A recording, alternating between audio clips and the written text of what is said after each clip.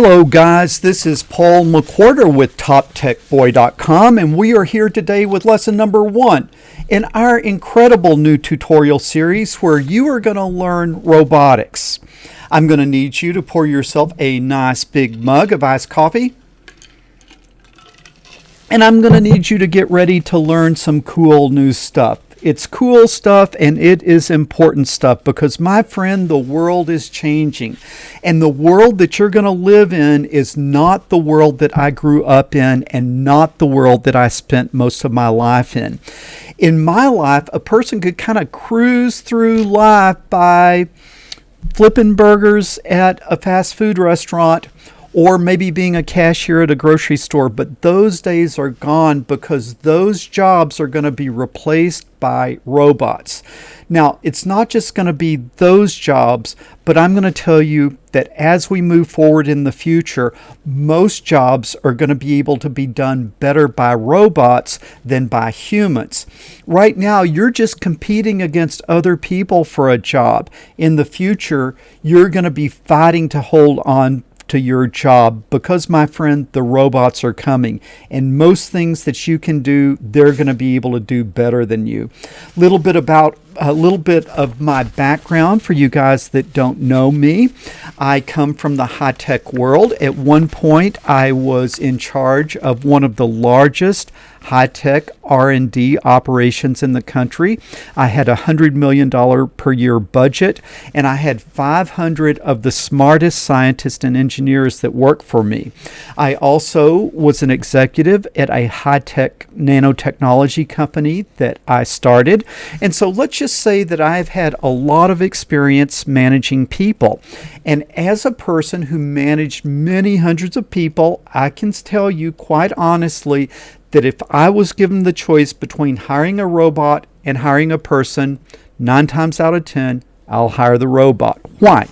I'm going to list the 10 advantages from an employer's point of view, the 10 advantages of hiring a robot over hiring a live human. Advantage number 1, the robot is never late because the robot doesn't go home. The robot stays on the location. He doesn't come in late. You human workers, you come in late. 1 strike against you, robots 1-0 at this point.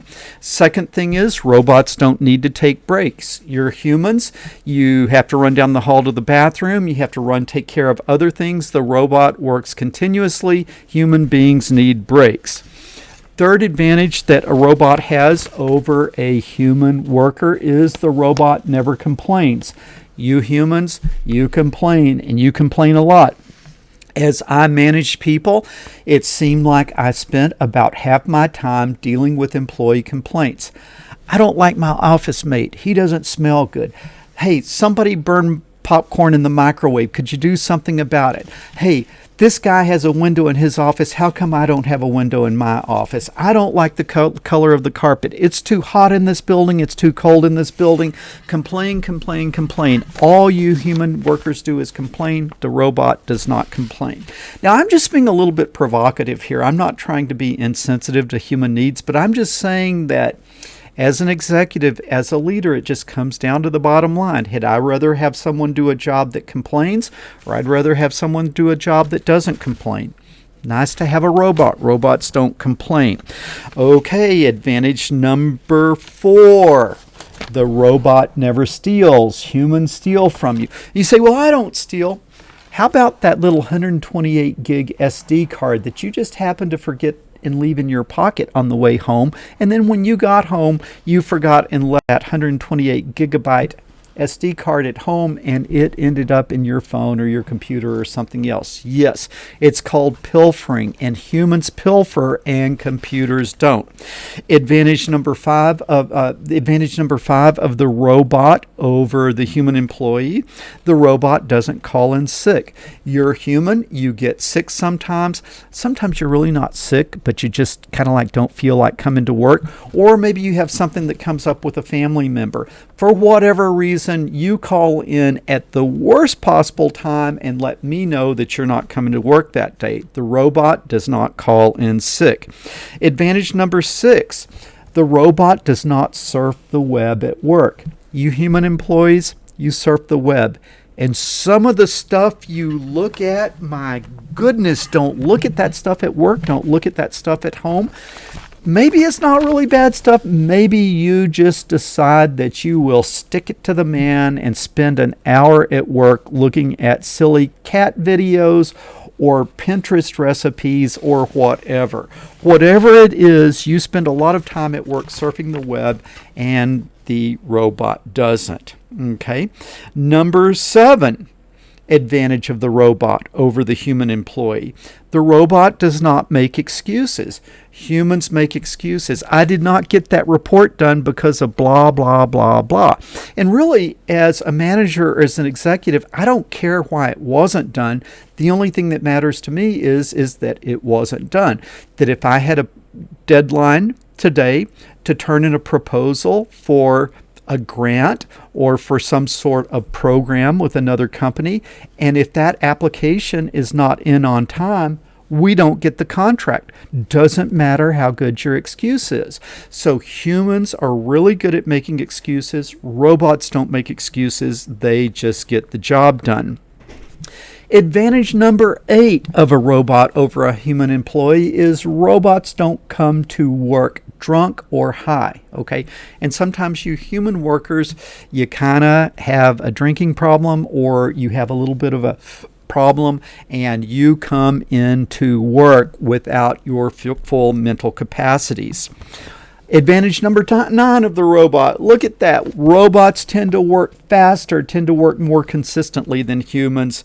And then the 10th advantage of why I would rather have a robot than a human employee. Advantage number 10 is the robot won't sue me. You human employees love to sue. And so maybe if you feel like you're getting in a little trouble at work or something isn't going well, oh my goodness, you slip and fall and you have a back injury and it's my fault. Okay, you know what I'm talking about. Okay, guys, you know that I'm just kind of having a little bit of fun here, and I'm not trying to be cruel and heartless, but I'm just kind of doing this to be provocative because I really want you to see, man, the world is changing. And if you're one of these guys out there making $25 an hour making fancy coffees, I'm telling you, the robot can make a perfect cup of coffee every time and a more consistent cup of coffee, and he can do it way more affordably than you working at $25 an hour. And so what I want you guys to see, again, I'm just trying to be a little bit provocative, but what I want you to see is that the world is changing. And in this new world, there are going to be people that get left behind, and there are going to be people that thrive. Now, who are the people that are going to thrive? It is going to be the people that know robotics, the people that know how to teach the robot, the people that know how to build the robot, the people that know how to fix the robot.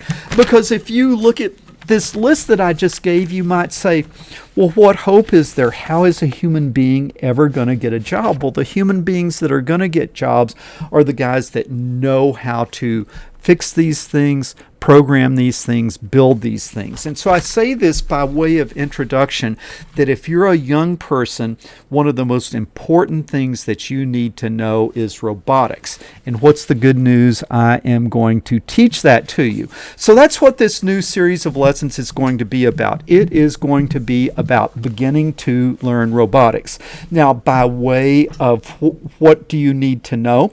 Well, I am going to teach this assuming that you are absolutely, positively a beginner. I'm going to start absolutely from scratch, and I'm going to teach you robotics. Now, I will say, as far as prerequisites, it would be really good if you first went through my series of tutorials on the Arduino. We use the Most Excellent Super Starter Kit by Elegoo. And in that series of lessons, you really learned how to program. You learned how to use the Arduino.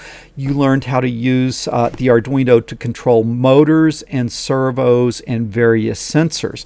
And what you guys are going to find that went through this series, you're going to see that you've got a very, very strong foundation in robotics. Okay, so you are really going to be ready to do very well in this upcoming class. Okay, so now we got to talk about what type of of robot are we going to build, what type of robot are we going to work with in this series of lessons, and we will be using the most excellent Elegoo Smart Car version 3.0. And what I have is down in the description below, I've got links over to Amazon where you can pick up this robot kit, and that way we will be working on identical hardware, and that'll make it really easy for you to learn and for you to follow along if we are working on identical hardware.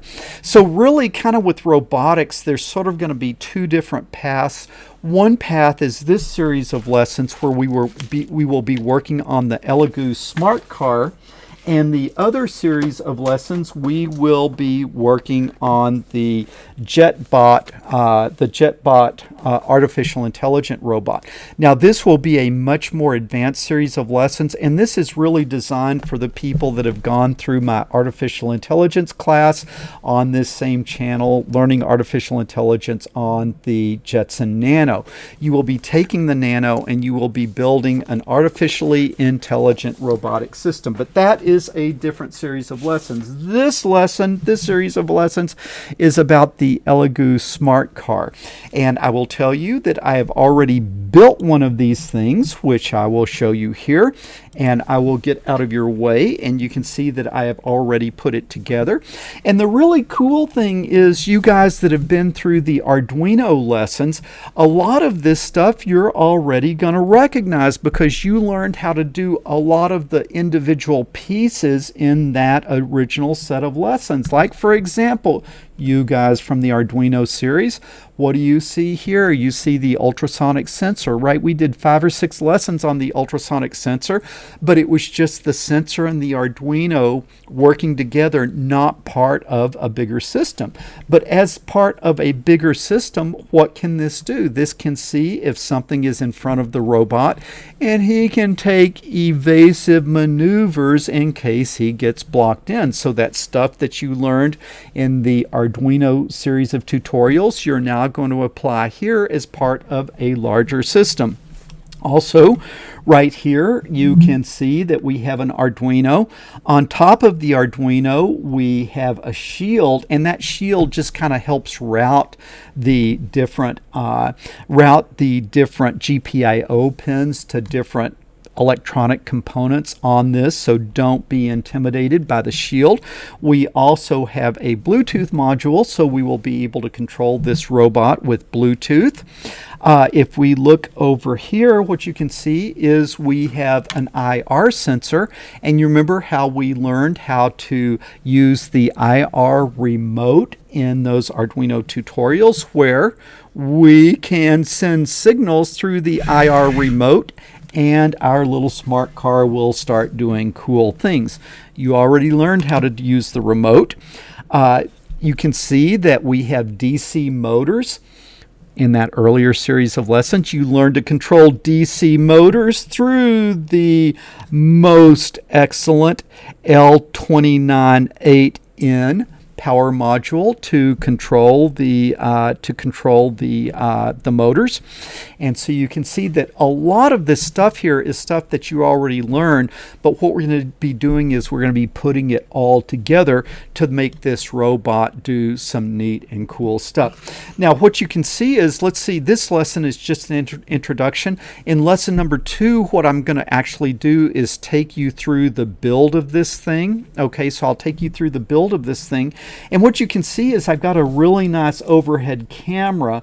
So as I'm sitting here building this, you can see exactly what I am seeing, and you can build along with it. Because I'll tell you, this is not hard to build, but it is sort of tedious because I had to put it together twice, because it's very easy to get something not configured right and you don't understand it till you get to the very end. And when you get to the end step, it doesn't, the top platform doesn't mount to the bottom platform because you had something not oriented correctly. So I'll take you through it step by step on the physical build. Now the physical build will probably take about 2 hours, and so we'll probably do it in 2 steps. We'll probably try to build the lower deck in one video and then the upper deck in the second video. And so we'll probably take 2 class periods, 2 lessons to get this whole thing built. And then we'll start programming it. All right, I'm going to show you how to program it from scratch. We're not going to be using those pre-canned libraries that come with it. We're going to be coding it step by step to actually learn how to make this thing do useful things. Now, there's going to kind of be 3 levels that we can work with. The first level is kind of like human control, and with human control, it's like what I showed you before. The human tells the robot to do something, and the robot does it. Okay, that's human control. The second level of control would be program control or computer control. That would be where we would write a program and then the robot would execute the maneuvers that we said. Like we could say go 10 feet forward, rotate 90 degrees, go 10 feet to the left, rotate 90 degrees, come back 10 feet, so we could kind of have it go out and drive in a square. That is program control. So first level of control is human control. Second level of control is programmatic control, where the computer is controlling things. And then the third level is where it starts doing a little bit of intelligence, and that was, like I was saying, where it sees that something is in front of it and recognizes that it needs to maneuver around the object in front of it. Another thing I didn't mention earlier, this ultrasonic sensor is actually sitting on a servo, and so this can look around to see if things are around it. Kind of neat. One other thing that we have on the bottom is we have some sensors, and these sensors are detecting brightness and darkness. Remember, kind of like our color sensor. And with this, we can program this thing to follow a line. So we can put a line on the ground, and this, with those little sensors on the bottom, we can teach it to follow a line. So guys, this is going to be a really cool series of lessons. So you need to be getting your gear together. So if you haven't gone through the Arduino series, I recommend that you get your Elegoo Super Starter Kit in the link down below and go ahead and start going through those lessons so that you learn the basics. And then I need you to go ahead and order your Elegoo Smart Car 3, link below down in the description, so that we are working on identical hardware. And then finally, for those of you who would like to be getting ready for the more advanced series, start putting your coins away for the WaveShare JetBot AI kit, because that is where we are going to be going. And I just lost my focus horribly there. Okay, let's see if we can get our focus back. I think the focus is coming back, hopefully. Let's give it something to look at here. And I just bought this new camera because of exceptional autofocus. Okay, there it goes. We're getting our focus back. Okay. All right, there, we have focus. All right, but I want you to see, guys, that have followed me on Arduino, I just bought a really expensive camera and a really expensive capture card so you can have a crystal clear view of the build so that you can follow along on the build. And then also, as we are coding, I will have this super cool view where you can watch me as I code, and you can code along with me, and then at the same time be watching the robot. So as we're coding, this robot can be doing things, and you'll have a view of me, of the code, and of the robot all at the same time. Okay, guys. Right now, what you need to be doing is you need to be getting your gear together. And then in lesson number 2, we're going to build the lower platform. In lesson number 3, we're going to build the upper platform, get the whole thing put together. And then in lesson number 4, we're actually going to start coding it. All right, guys, I hope that all my old Arduino series friends will be tuning in for this. And I hope we get some new people in this series of lessons in this series of lessons as well. So if you like this video, hope that you'll give me a thumbs up. If you haven't subscribed to the channel, be sure to subscribe. When you subscribe, make sure that you ring that bell, and that way you'll get notifications when the new lessons come out. And then think about sharing this with your friends. This is a great series of lessons. This is lesson number 1. Think about sharing it on your social media, Facebook and Twitter and so forth. Let's see if we can get some momentum behind you guys preparing yourself for the world of the future, which is robotics. Okay, this is Paul McWhorter with TopTechBoy.com. I will see you guys in lesson number 2.